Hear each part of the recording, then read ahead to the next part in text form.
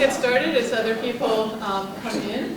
I'm Denise Mauserall. I'm really pleased to welcome Professor Shanti Gamper-Rabindran here today. I'm a professor joint between the Center for Policy Research on Energy and Environment in the School of Public and International Affairs and the Civil and Environmental Engineering Department. I actually have to say that Shanti and I go a long way back. When I was a graduate student at Harvard, I was her teaching assistant in an atmospheric chemistry course, taught by what was then my PhD advisor, who will be a speaker in this seminar series, I believe on April 28th. If you'd like to come hear Professor Danielle Jacobs speak then on methane. So today, Shanti will give her seminar here on America's Energy Gamble, People, Economy, and the Planet, her recently published book. Since she was in the class that I was a teaching assistant for, where she was a terrific student, she went on to get a bachelor's in economics and environmental science and public policy from Harvard, summa cum laude, followed by being a Rhodes Scholar with a bachelor and a master's from Oxford in environmental management and jurisprudence, and finally a PhD in economics from MIT. She's now a professor at the University of Pittsburg, joint between the Graduate School of Public and International Affairs and in the Department of Economics. She's also been a visiting professor at the Technical University of Munich in Germany. She analyzes the economic, legal, and political barriers and opportunities for the energy transition to renewable energy and for economic diversification of fossil fuel-reliant communities in the United States and globally. Her book, America's Energy Gamble, details how political, financial, and legal institutions entrench fossil fuel dependency, but how efforts to shift to cost-competitive renewable energy have gained traction. She also has an edited volume on the shale dilemma, a global perspective on fracking and shale development. Current work is examining the energy transition in Appalachia and globally. Her papers have examined risk management in the chemical sector, including corporate social responsibility programs, the economic benefits from remediating hazardous waste sites, public health benefits from the provision of piped water in Brazil, and the environmental impacts of the North American Free Trade Agreement. Please join me in welcoming Professor Rabindran to Princeton. So thanks so much for coming today, and just don't underestimate the influence of a good TA on an undergraduate, okay? So I'm going to talk about the main themes for my book. So my basic message is that any pro-fossil fuel administration can entrench US further into oil and gas dependency and block the energy transition. So the Trump administration used fiscal, legal, and political strategies. They basically amplified strategies that were already in use. And they violated nonpartisan values of fiscal responsibility, rule of law, and environmental stewardships. Citizens, you and I, will need to protect against a future administration that may apply this playbook again, okay? And moving forward, we need to really, really work on the implementation of just energy transition in fossil fuel communities. Okay. I'm going to use nonpartisan yardsticks to measure these strategies. Whether we are Republicans, Democrats, Independents, or whatever, we can agree that these are good values to hold on to. So fiscal conservatism. We should not privatize profits and socialize cost. We need to abide by the rule of law, we abide by scientific evidence, and we respect the non-fossil fuel sector's financially prudent decisions. In other words, we should not be using regulations to force contrary decisions. Okay, so let's look at some financial strategies. So in January 2020, this is pre-pandemic, shale companies already had $200 billion in debt to mature by 2024 and $40 billion due by 2020. Central banks were already saying that oil and gas assets are high risk of devaluation because of climate impacts and climate action. Investors were announcing moves out of oil and gas assets. So these include sovereign wealth funds, Norway, for example, pension funds, large asset managers like BlackRock. So financial prudence would call for limits to the funneling of taxpayer funds to oil and gas industry. Let's look what happened. So one example is from the COVID rescue plan. The justification was to keep workers employed. And let's see what actually happened, because what actually happened was the prioritization of oil and gas companies and not workers. So part of this program, we had purchase of corporate bonds, including highly risky junk bonds from oil and gas sectors. This puts taxpayers at financial risk. We have the mainstream lending program. there's no requirements for companies to maintain workers on payroll, although the whole justification for it was to keep workers employed. We had a change in the tax code. Companies received tax rebates. They shed jobs, but they remunerated CEOs and brought back stock. Okay, all the taxpayers in the audience, let me show where our money went to. Okay, so it went to oil and gas companies, pipeline companies, LNG terminals, and oil and gas service companies. Okay, take a quick look because this is what you're going to pay, taxes for the rest of your life for. Okay. Okay, legal strategies. So, from a non-partisan perspective, you want the executives to stay within executive powers. You don't want it to encroach upon legislative powers. But we see President Trump actually expanding executive power. He opened national monuments to oil and gas drilling. So for example, he shrunk Bear Ears National Monument and Grand Staircase Escalante National Monument. That map shows you the areas that were excised were basically areas with oil and gas. There was a judicial review that ruled that the president's action was illegal. From a non-partisan perspective, we want the federal government to stay in the federal government lane. We don't want it to encroach upon state powers. In fact, we see the Trump administration curbing state powers. So the Clean Water Act recognizes states have powers to reject water permits for oil and gas infrastructure that require federal permits when these construction would actually endanger states' waters. Okay, so we see the state of New York rejecting the water permit for the Constitution gas pipeline, the proposed Constitution gas pipeline. Oregon rejected it for the Jordan Cove, and state of Washington rejected it for the Millennium Park coal terminal. So what does the EPA and the Trump administration do? It finalizes this 401 certification rule, which restricts when certification is required, narrows states' powers to review projects, and creates a procedure that raises the likelihood for states or tribal governments to inadvertently waive their rights. Okay? The Trump administration also imposed regulations that curb the private sector's prudent decision-making. And this all comes under this notion of discrimination against oil and gas companies. So in December 2019, 6 US banks announced decisions not to invest in Arctic oil and gas drilling. The rationale is all based on financial prudence. It's cheaper to invest in onshore shale industry than offshore Arctic oil and gas drilling, which is very, very risky. So in May 2020, 44 Republicans wrote to President Trump and said, use every administrative and regulatory tool to prevent America's financial institutions from discriminating against America's energy sector. And in November 2020, we have a rule which would prohibit institutions from denying financing to any politically controversial but lawful businesses without providing an objective, quantifiable, risk-based analysis. Okay?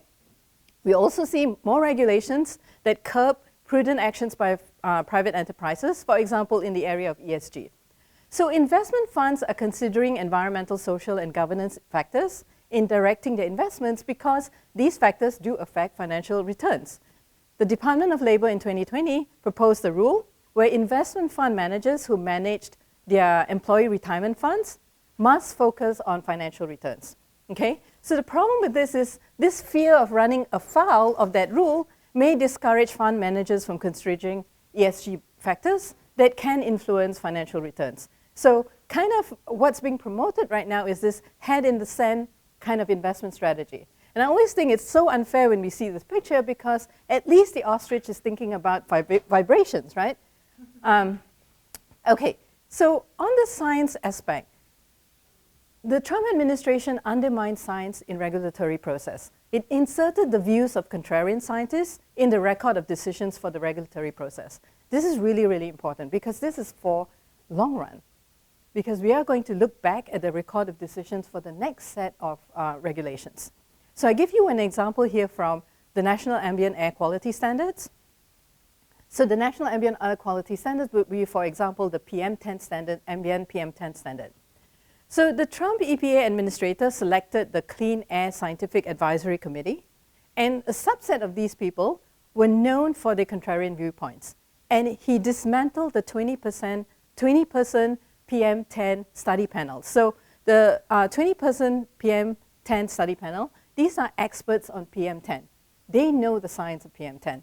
And the administrator decided to dismantle it. But the good news is that the entire panel, after they were dismissed by the EPA administrator, reconstitute themselves as the independent PM10 panel. Okay? So they continued their work nevertheless. So we have information from these scientists to compare to what the KSEC did. Okay? So 2 things about contrarian scientists. This is not my term. It's a term that's popularized by Naomi Oreskes and also by Michael Daniels, David Michaels.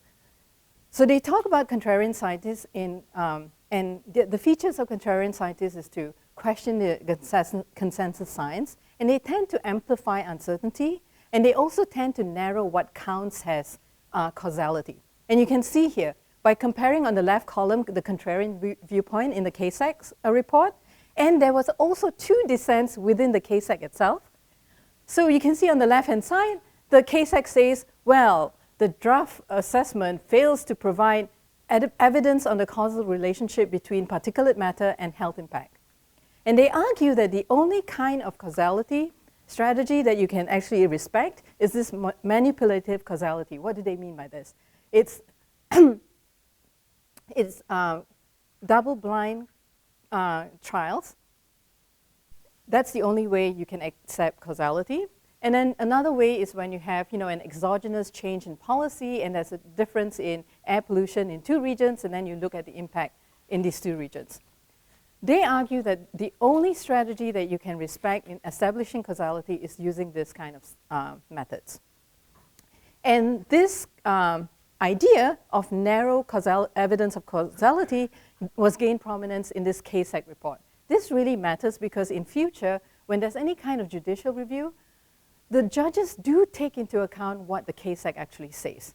Okay? Now let's contrast this with the viewpoint of the previous 11 panels that have been looking at national ambient air quality standards and the 2 dissents in KSEC. So you can see they say, well, the evidence now is stronger than it was ever. And they take a weight of evidence approach, which means consider multiple lines of evidence. Epidemiology evidence, whether it's from multi-city or single-city studies, looking at experimental models in animals, looking at any kind of biological plausible relationship between ambient air quality standards and health effects. So you basically look at the entirety of the evidence, okay? And this idea of manipulative causality is just one piece of the evidence, not the only piece. Another contrarian viewpoint tends to be amplifying scientific uncertainties. And I want to invite you to remember this Frank Lutz 1995 memo. He talks about how you need to continue to make lack of scientific certainty central to the debate. So this is exactly what the KSEC was doing. Because if the public believes scientific issues are settled, the position on climate change will also change. Okay? So you can see the KSEC was arguing that scientific uncertainties, if we give it more weight, then the standards are adequate. And scientific uncertainty is a justification for no additional protection. Let's contrast that with the dissenting viewpoint and also the viewpoint of the PM10 scientists. So the dissent said that, well, there is uncertainty, but the evidence for causality still remains very strong. So the uncertainty is on the arrow bars, not on the relationship between X and Y. Okay? So, and the Christopher Frey, who was the independent PM10, explained that under the language of the Clean Air Act, the EPA is required to treat uncertainties as a reason for protections, not a reason for less protection. Okay? So, and the Trump administration didn't just go rule by rule. Going rule by rule and cutting it down takes a long time. So they looked for blanket rules. So the science transparency rule, which is an Orwellian term because it actually does the opposite of what it claims to do, it would block federal agencies from considering studies that rely on data that's not made publicly available. Okay, but in reality, public health studies, the data is not made publicly available because of privacy reasons. If you make this kind of data available, no one's going to participate in your study. Okay? The consequence, if this rule had come into being, would be to block valid epidemiology studies that are the backbone for evidence on public health impacts on air pollutants. And air pollutants are a major source of pollutants for oil and gas extraction and consumption. This fight on PM actually goes back to the 1950s. So this is really an amplification of strategies that have already been used. Okay, finally, the judicial strategies. So I'm not making a claim here. I'm just telling you what Don McGahn, the White House counsel, actually told all of us. So the judicial selection and the deregulatory effort are really the flip side of the same coin. What does he mean? Judges' interpretations are going to matter in challenges to regulations and to laws, because judges are going to ask, do regulations abide by statutes? So did Congress delegate specific powers to the agency? Did the statute offer specific environmental and health protections? And now we even have judges calling into question Congress's enacted laws and asking, are Congress's enacted laws constitutional? Okay, so let's remind ourselves the Trump appointments. He appointed 3 Supreme Court justices, so shifted the court to 6-3 supermajority, and conservative, 25% of active judges in the Court of Appeals, and 25% of federal district court judges. Okay, so just as a shorthand, I'm going to use the word progressive viewpoint and a specific strand of conservative viewpoint to make this contrast between the judges of the past and the judges that are appointed by Trump. Okay, so what is the administrative state? The administrative state is federal agencies. Why do we need federal agencies? Because Congress cannot govern unless it has federal agencies to assist it. Okay, so Congress writes broad laws, and federal agency does the nitty-gritty work to make regulations so that you can implement these regulations. So in the progressive viewpoint, the administrative state is seen as a protector of the public. And this fight between the progressive and the specific thread of conservative viewpoint, this goes back to the 1930s during the New Deal era. Okay? So Justice Kagan said, the administrative agency serves to protect the public from private exercise of powers by corporations. And this harkens back to this idea in a 1930s case where liberty safeguarded requires protection of law that manages health, safety, and welfare of the people. So if you have this progressive viewpoint of administrative state as a protector of the public, it's unsurprising that you take a presumption that the statute offers broad protections and delegate broad powers to federal agencies. So you can see from Justice Breyer in Massachusetts versus EPA, this is a very important case because this case established that clarified that the Clean Air Act permits EPA to regulate greenhouse gases when it has an impact on public health. So Justice Breyer said, Congress did understand without regulatory flexibility, changing circumstances and scientific developments could render CA obsolete. Okay? So now let's contrast this viewpoint with the viewpoint on the right, which is administrative state has a threat to liberty. So the independent agencies are a handless fourth branch of government. Because of their massive power, independent agencies are going to pose a significant threat on individual liberty. So you see this, this was Judge Kavanaugh, and now Justice Kavanaugh. But in my book, I actually went detailed the various judges on the Supreme Court and their position on this administrative state has a threat to liberty. And now we see this viewpoint. If you think that you're threatened by the administrative state, it's not surprising that you want to curb the powers of the administrative state. So you have here where judges are now saying Congress has to spell out each and every protection offered by the law and the delegation of powers to federal agencies. We know that Congress is not omniscient. If you have this kind of rule, you're necessarily going to be narrowing the protections. So now we have this new doctrine coming up where it says Congress needs to speak clearly if it wishes to assign an agency of decisions of vast economic and political significance. But they don't define what this means, which means whenever you don't like a law, a judge can very easily pull out this card. Okay? There are more doctrines out there. What are doctrines? They're just judge-made arguments, which will narrow Congress' ability to protect public health and environment. So we have this non-delegation doctrine. In the past, courts would respect Congress' broad delegation of powers as long as there's some kind of intelligible principle. But now they're going and asking, well, you know, this is vast economic and political significance. Again, not defining what that means. We also see a narrow reading of the Commerce Clause. The Commerce Clause is what underlies a lot of our environmental laws. So if you have a rollback on this view, a narrowing of the view of the Commerce Clause, our federal environmental laws become in trend right now. And climate viewpoints are also important. Climate litigation is very important to hold oil and gas companies liable for climate damages. Even if you don't get to the damages part or the judgment part, as long as you have discovery, that's already a huge win. If you know this case, the Fox News versus Dominion, right? Just the point of discovery is a wealth of information that you have that would actually inform the public and actually will create a pressure against oil and gas companies.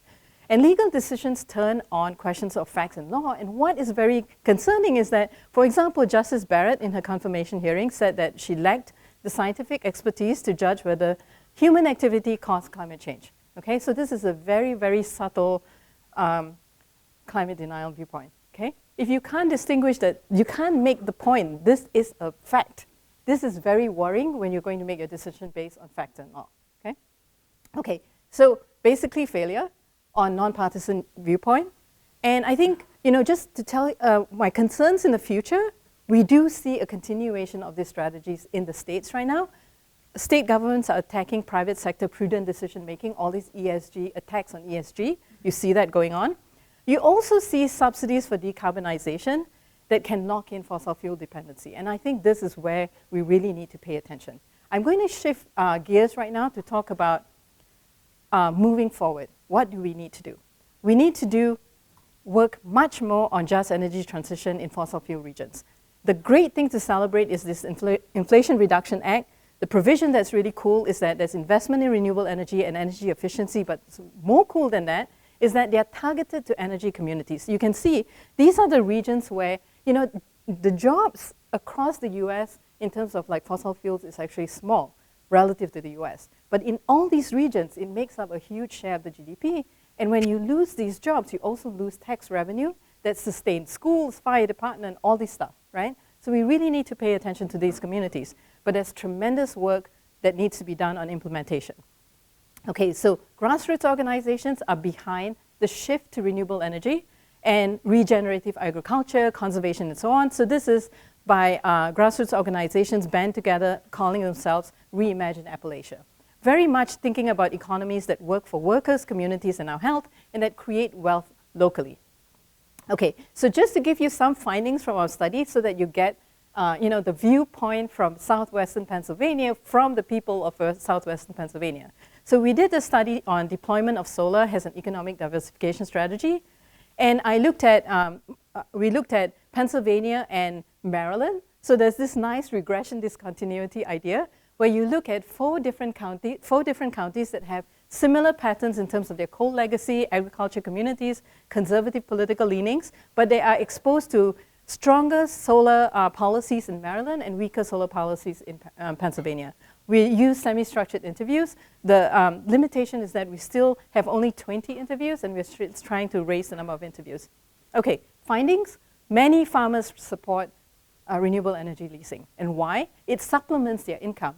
Income from agriculture is really, really volatile with the price of crops and with weather shocks. This is really, really important. In in Pittsburgh, we hardly had a winter this winter. And the concern now among farmers is that the pest question, right? You don't have a solid winter, you're going to have pests. So, and the farmers also told us that they really rely on solar leasing for maintaining ownership of farmland, especially retirees and non-farmers. A majority of farmers in the United States is above the age 60. So they need to have a retirement plan. And solar leasing is an important retirement plan for them. And you can always return land that's properly decommissioned back to farmland. But so the farmers are telling us we have basically two choices. One, we lease the solar projects, or two, we sell it to urban and commercial development. And urban and commercial development is the major driver of farmland. Okay? So think about this. If you put an ordinance that blocks farmers from renting out land to solar projects, you're not preserving farmland. You're actually favoring number two. Okay? We do need targeted assistance. There are many tenant farmers, so farmers that rent land. And these tenant farmers are already facing land rents that are higher even prior to solar leasing. Okay, so residents support community solar and agrivoltaics. So these are smaller scale projects that actually, where host communities can subscribe to electricity. So a lot of utility scale solar that are placed in communities, they do not provide electricity to the host communities.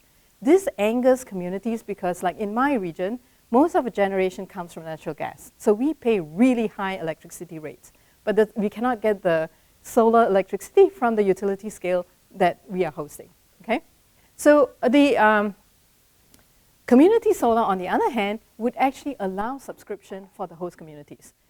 So in Maryland, legislated these community solar projects since 2015. Pennsylvania, the bills have been proposed since 2018, proposed by Republicans. We have Republicans and Democrats supporting them, but still has not passed. And in our interviews specifically, talked about these bills. They are really, really knowledgeable. So our interviewers actually say, can you talk to the legislators, get them to pass these laws? Okay, residents support siting on brownfields. So we have utility scale solar on brownfields. It makes sense because these lands are pretty much, you can't do much with it, and you can generate local tax revenue. And there's no dearth of brownfields. Tons of brownfields, even in rural communities. But the problem is that you need to actually have funding for remediation because the solar developer is not going to fund the entirety from remediation to the solar project because it's actually cheaper to develop in greenfields, okay? We need to do much more work to win local resident support for utility scale solar. So this is one example of a township that has enacted ordinance that would block the siting of utility scale solar. We have a farmer challenging this ordinance under his under the Right to Farm Act. And look at what he's telling us. If banning solar is okay, farmers will not have any choice but to sell farmland to home builders when hard times take their toll. And that would be the end of farm country, okay? So much more work we need in terms of like directing benefits to local communities. So in Maryland, we actually have clear laws that direct tax revenue to host communities. In Pennsylvania, it's not clear. So for our taxes on utility scale wind, it's very clear. Local communities do get a chunk of change. But for utility scale solar, we definitely need to pass legislation to clarify this is the case. We need more information. We need university extension workers and university students to be working with landowners on negotiating leases. We heard from our landowners that it's just as difficult to negotiate a natural gas lease as it is to negotiate a solar lease. And we need work with our local governments on ordinances that can balance this idea of protecting, on the one hand, the land by making sure there's decommissioning of solar projects after 30 years, and at the same time allowing for solar leasing. And we have to combat misinformation on renewable energy. This is a huge issue in lots of rural counties. Okay, and finally, I want to do a pitch. We're looking for a postdoc to work on a project right now, and this is funded by the Carnegie Corporation, sorry. So we're looking at this idea. We need to move workers from fossil fuels to green energy and to the broader economy. But the issue is we need to know what are the skills in these two sectors and what are the reskilling we need to move workers from one sector to the other. So there'll be analytical, using lots of databases, in trying to understand the distance between the skills and wages and geography of these jobs. And also we're going to try to survey workers to find out what is their interests and barriers to reskill, relocate, and to accept wage differentials. So please let your friends know we're looking for a postdoc. And check out my Just Energy Transition research. That's my website, and I'm open to questions.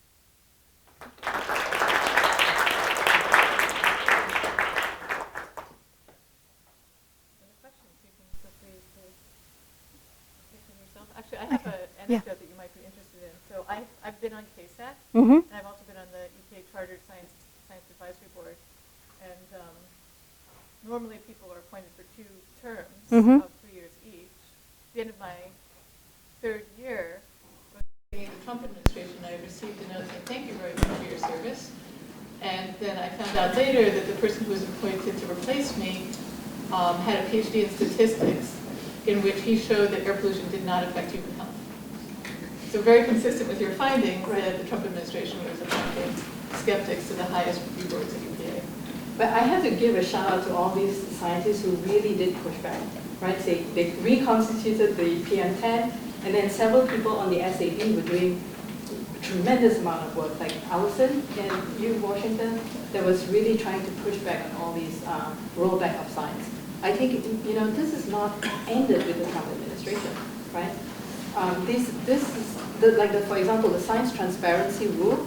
That was, we actually did have a vote in Congress, in the House. It was voted for in, I forget his name. There was a congressman who always brings the snowball.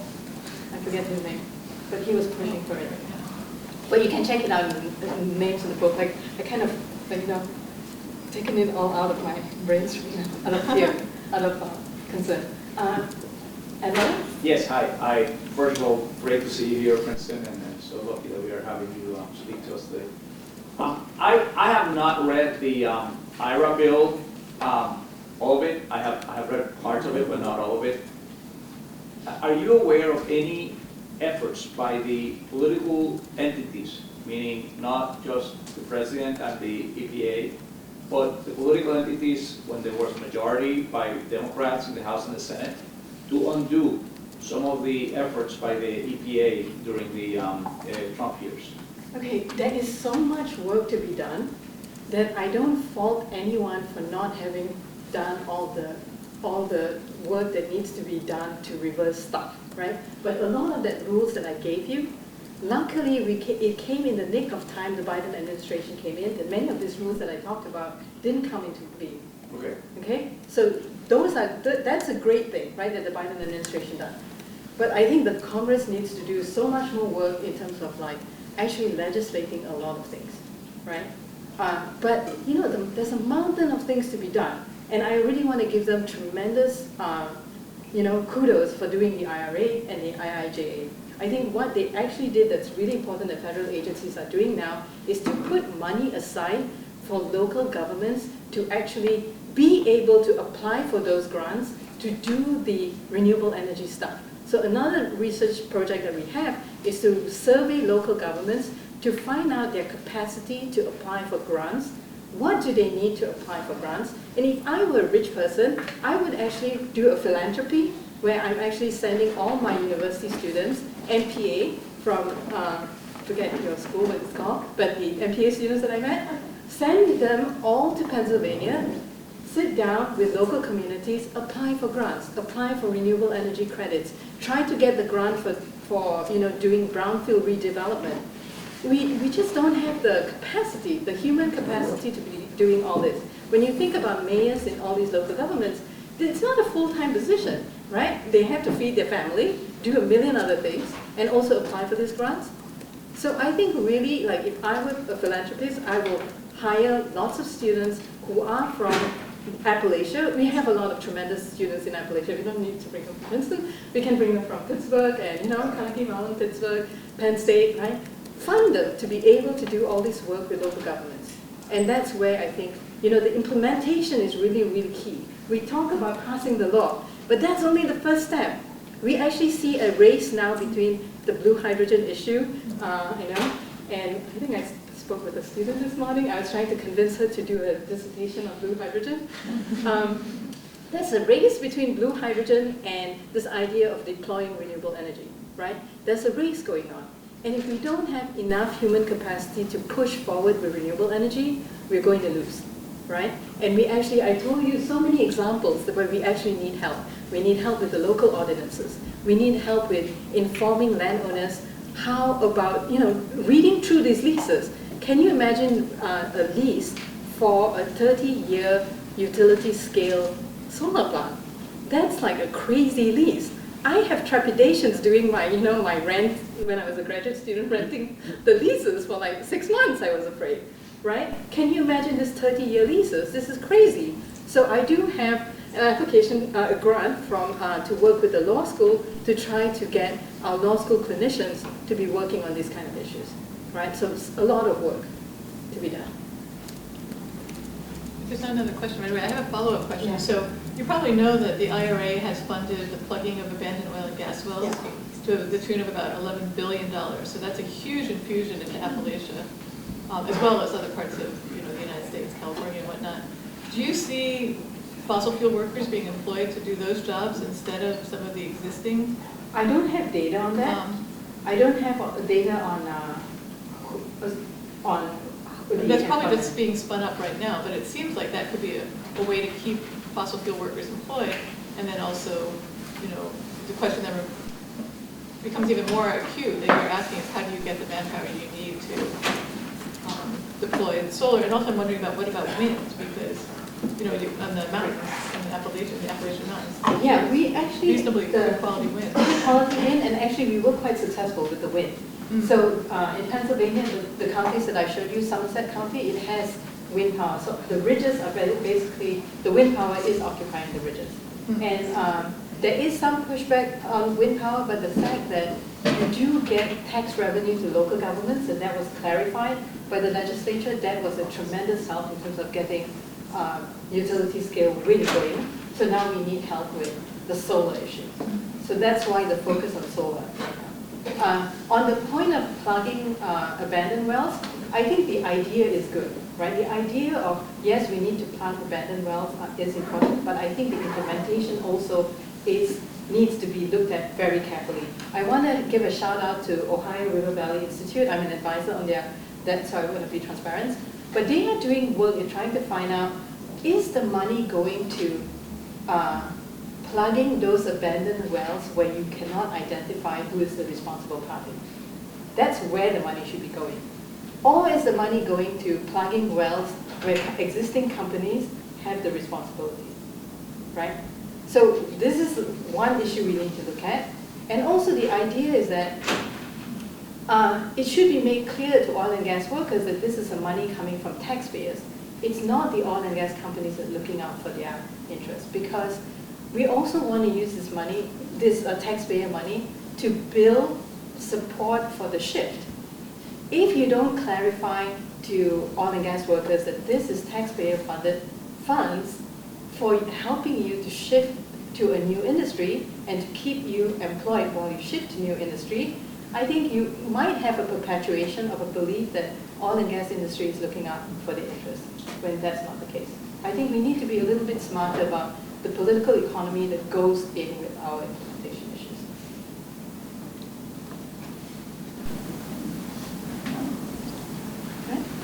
Could you speak a little more about, on the slide about the major questions document, you said that the Commerce Clause was being interpreted more narrowly. Okay. What did you mean by that? So the Commerce Clause underlies a lot of the environmental laws. So the Commerce Clause is basically based on this idea that it's for interstate commerce that we make these laws. Okay? So I remember Judge Roberts, now Justice Roberts, in one case he said, well, we can't really use this Endangered Species Act because it only protects this little animal that lives only in one state. So he's already calling into question the Endangered Species Act, pointing out that, in some cases the animal is just in one state. So how can you use the Commerce Clause, right? So this is the start for chipping away at the Commerce Clause and chipping away at the federal laws. So I think that is worrying. The major questions doctrine, that's just the sentence that the judges are waiting, and they're saying, well, it's a question of vast economic and political significance, therefore Congress needs to speak more clearly, right? That's a card that you can very easily pull without defining what you mean by what is something that's economically and politically significant. How much more detail do you need, right? So this, I think, is really shifting the power, the decision-making power from the legislature to the judicial, right? So again, violating this idea of separation of powers. So all you lawyers out there, you need so much work on these issues. Building up the jurisprudence to support environmental protection. I kind of feel we've been like, I know we are all working so hard, but there's so many fronts to be working on. When you read the book, you will see it is frightening. It's sort of like, let's try all these strategies to cut down the shift to renewable energy. And it's basically ticking off everything from legal, judicial, state powers, everything on the list. Science, right? So I kind of feel that, we all have a lot of work to do. Let's get to work now. Go ahead. Great talk, by the way. Thank you. it sounds like from your farmer research that the constituencies are interested in transitioning. Yes. But especially there are a lot of local rural counties. You talk about mayors applying, et cetera. Do you feel like the political leadership of these localities understands what's available or value, or do they feel too much pressure from the national sort of right-wing sort of leadership that obviously is anti-transition? Okay, I'm going to give you an example. Taking Senator Manchin, West Virginia, and the people of West Virginia, right? So Senator Manchin often says, oh, the energy transition would put West Virginia people at a disadvantage, okay? It would raise their energy prices. It would kill jobs, etc., etc. Now I give you the facts. West Virginians are paying among the highest electricity bill. Why? Because they are paying to keep coal companies afloat. Let me repeat that. West Virginian ratepayers who are poor are paying lots of money to keep coal companies afloat.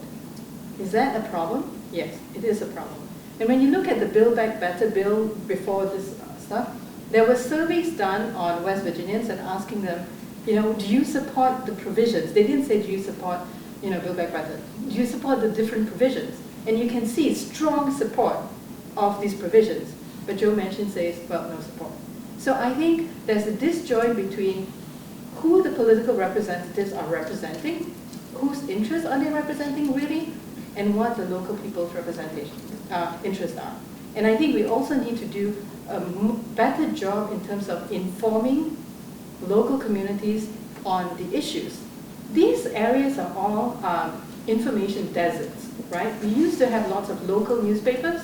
Those have gone away, right? So these areas are now informational deserts in many places, and we need to do something about that. And among our interviewees, I'm so excited about interviewing all these people. My student interviewed most of them, and reading their transcripts on what they were saying.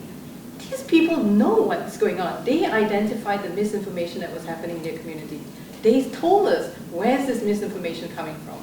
What needs to be done? They told us about, look, you guys need to not think that negotiating lease with the solar company is great, so easy. You need to have more legal power on the ground helping these local landowners.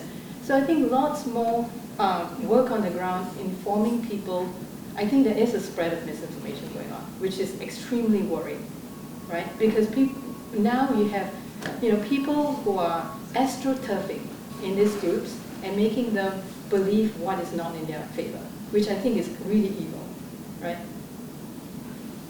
Eduardo? Sorry, I know we're almost done, but I just want to go back to the major questions, doctrine and market rates.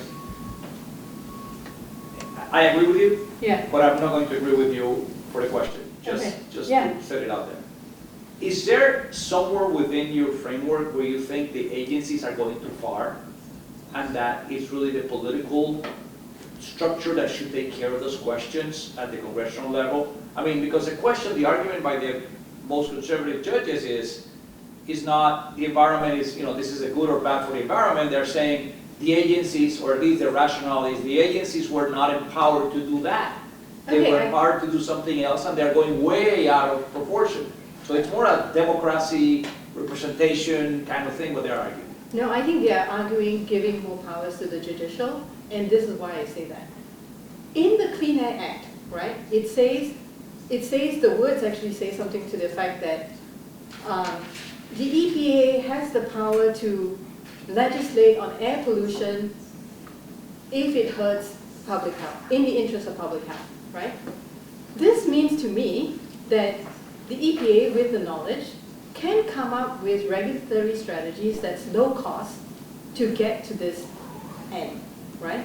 So why not allow for the best system strategies, which is what they use in the Clean Air Act? Basically, what is the best and cheapest system to go from a reliance on polluting coal plants to less polluting plants?